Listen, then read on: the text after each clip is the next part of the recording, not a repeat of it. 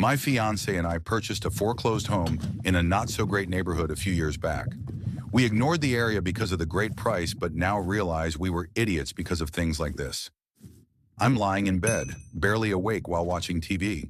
Fiance is still at work, so I can't sleep. It's 2 a.m., and I'm barely dozing to the crime show that was on when I hear scratching at the window. The window that was 1 foot away from me while lying in bed.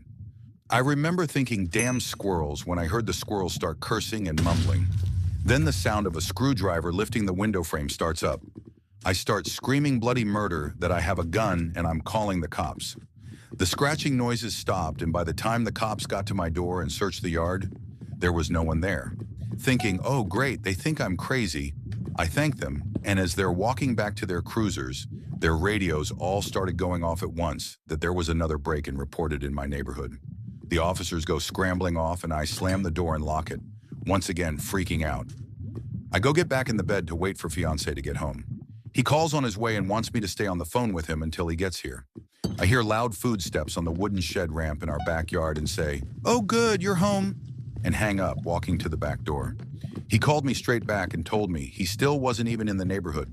So once again, I'm calling 911 and losing my shit. He and the cops got there at the same time and searched the yard again. Apparently, they'd been getting calls all night about some meth head trying to break into the same few houses all night with a screwdriver. They'd been one step behind him the whole night and had cruisers everywhere. Oh, and the cursing at the window? One of the officers went to the bedroom window and saw the screen removed. Meth Whiz had disturbed a huge wasp nest when he took the screen off, and my tiny little wasp defenders saved the day.